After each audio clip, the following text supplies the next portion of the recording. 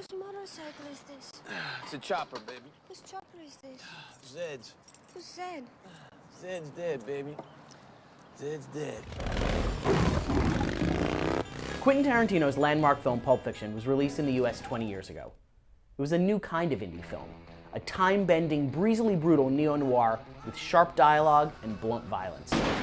Tarantino's characters are often conflicted, and it's hard to know who to root for. But looking back at Pulp Fiction 20 years later, it's easy to see that there's a true hero and a true villain.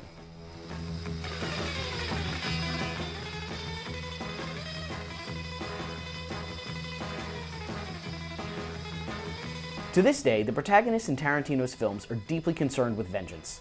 But in the 90s, his heroes were more often conflicted and at war with themselves. In Pulp Fiction, the battle is between fear and courage, and it reaches its conclusion when, spoiler alert, Butch kills Vince just past halfway through the film. Each character represents one of these emotions. We already know that they stand in opposition to each other. You ain't my friend, Palooka. What's that? I think you heard me just fine, Punchy. This is the moment Butch decides he won't throw the fight, an act that eventually leads to Vince's death. It's also Butch's first moment of courage. When they see each other again, and Butch guns down Vince, it's a bit of a mystery, dramatically speaking, why Tarantino chooses which character lives and which one dies.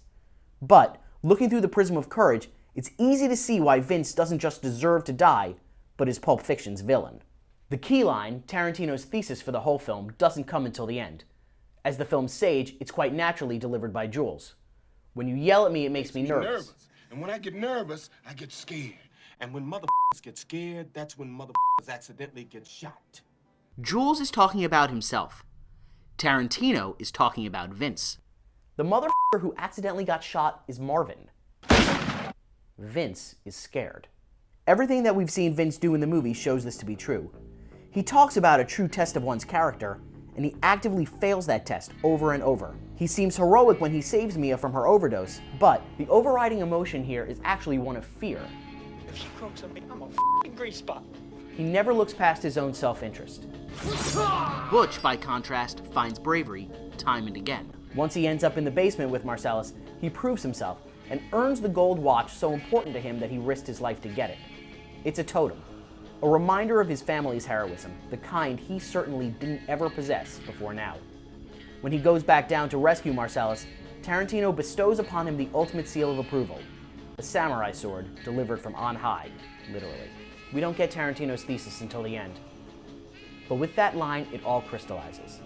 Why Butch is the hero, why Vince is the villain, why the story is told in this order. It allows Tarantino to send his false hero out on top, but we know that he's walking out of the diner and into a heap of trouble. Butch, meanwhile, rode off into the metaphorical sunset long ago.